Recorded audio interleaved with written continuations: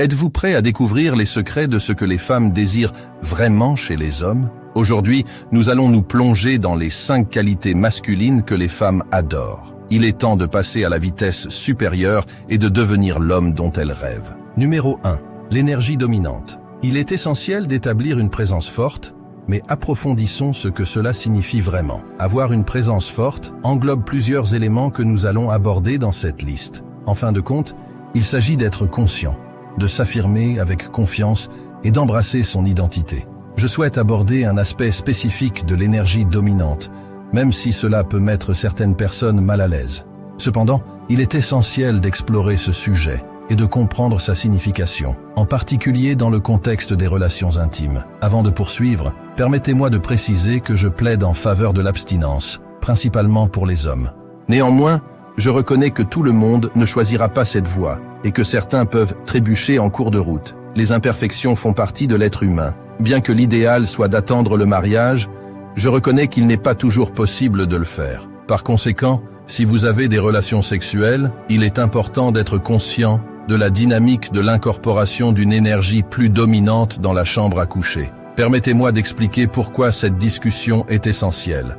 J'ai rencontré une fois une femme qui avait une relation avec un homme vraiment bon.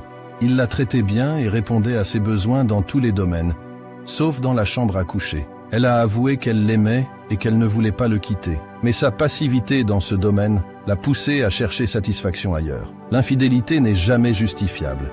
Mais cet incident m'a fait prendre conscience qu'il y a des hommes qui, bien que bons et attentionnés, n'ont pas l'équilibre de l'énergie dominante. Surtout dans les relations intimes. Les femmes ont besoin de cet élément. Par énergie dominante, je n'entends pas l'agressivité qui pourrait entraîner des problèmes juridiques. Il s'agit de prendre les choses en main, en toute confiance, d'être à l'aise avec soi-même et de s'harmoniser avec les désirs de son partenaire. Il est essentiel de comprendre que le seuil d'agressivité diffère d'une femme à l'autre. Certaines préfèrent s'affirmer subtilement, tandis que d'autres apprécient une approche plus intense. Toutefois, il est essentiel de souligner que les limites doivent être respectées et que le consentement est primordial. L'affirmation respectueuse de la domination nécessite une communication en dehors de la chambre à coucher afin d'évaluer les préférences de chacun. Bien que ce sujet ait pu prendre certains d'entre vous au dépourvu, il est essentiel d'aborder des situations réelles et de fournir des informations précieuses sur les relations. Numéro 2. La confiance en soi. Beaucoup de ces traits s'entremêlent parce que la confiance est essentielle pour émaner une énergie dominante. Pensez-y de cette façon. La confiance ne consiste pas à toujours bien faire les choses. Il s'agit d'accepter sans crainte la possibilité de se tromper. Pour illustrer ce propos, prenons une analogie avec le sport. La confiance ne consiste pas à réussir tous les tirs, mais plutôt à avoir le courage de les faire. Dans la vie, il est essentiel de renoncer à la peur et à l'inquiétude, d'être simplement soi-même et de vivre de manière authentique. Acceptez ce que vous êtes, prenez des risques et ayez confiance en vous. Comprenez que l'échec et les erreurs sont possibles, mais la clé est de se relever et de continuer à aller de l'avant.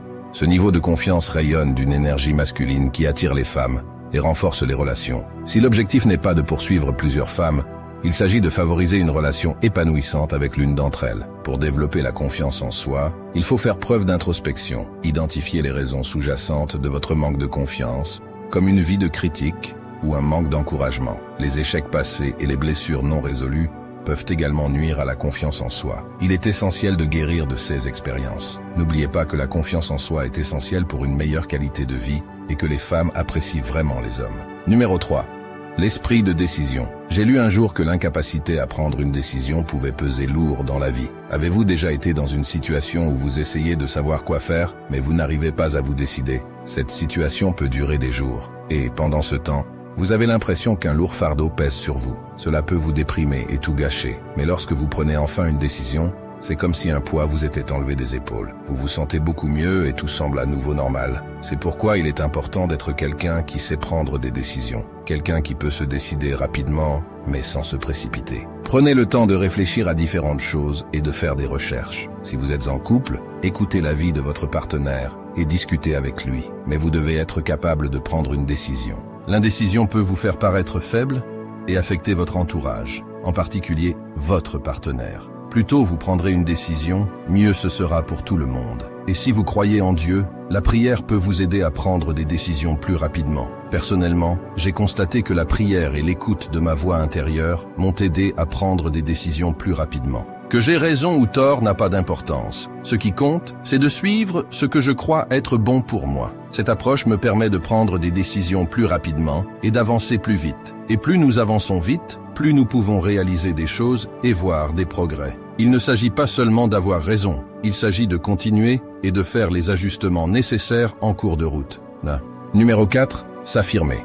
Je préfère le terme d'assertivité à celui d'agressivité en raison du contraste évident entre les deux. Je suis récemment tombé sur une vidéo YouTube dans laquelle une personne a fait valoir que l'assertivité est une agression contrôlée. Malheureusement, je ne me souviens pas du nom de cette personne pour lui donner le crédit qu'elle mérite, mais je tiens à souligner sa perspicacité. Lorsqu'une personne est agressive, elle a tendance à être imprévisible et à provoquer des bagarres au lieu de gérer les situations de manière responsable. Elle manque de stabilité et de conscience des limites, tant les siennes que celles des autres. En revanche, une personne assertive est confiante. Elle est prête à relever les défis sans chercher activement les ennuis. Elle donne la priorité à son objectif, à son travail, à sa famille et à ses proches, au lieu de s'engager dans des conflits inutiles. Être assertif signifie être capable de prendre les choses en main et de diriger lorsque c'est nécessaire. Mais il est important de noter qu'il n'est pas essentiel d'être un leader en permanence. En tant qu'homme, nous devons savoir quand prendre du recul, mais aussi être prêt à prendre les devants lorsque c'est nécessaire. L'affirmation de soi joue un rôle crucial dans tous les domaines de la vie, et il est essentiel de développer cette compétence. Numéro 5.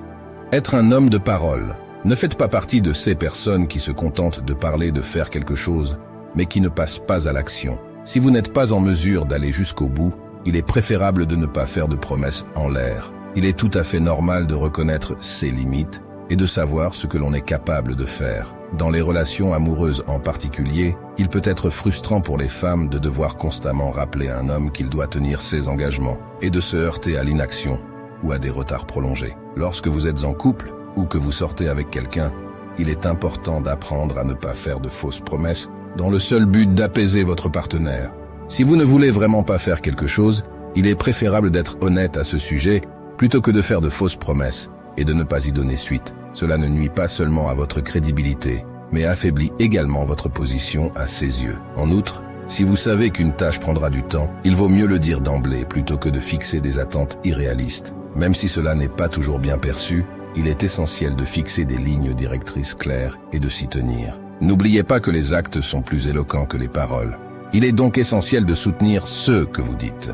Même dans les situations où une personne vous a donné des raisons de douter qu'elle mérite d'être aidée, il est toujours important d'honorer vos engagements dans la mesure du possible. Bien sûr, il peut y avoir des exceptions, mais le message clé ici est d'éviter de dévier facilement de vos paroles et de trouver des excuses. À moins d'une raison légitime, il est important d'aller jusqu'au bout de ses promesses. Être une personne intègre et tenir sa parole attire les femmes, car cela favorise la confiance et la sécurité. Cela leur permet d'avoir confiance en ce que vous dites. En créant un environnement sûr dans votre relation, vous pouvez atteindre des niveaux plus profonds de connexion et de plaisir avec votre partenaire.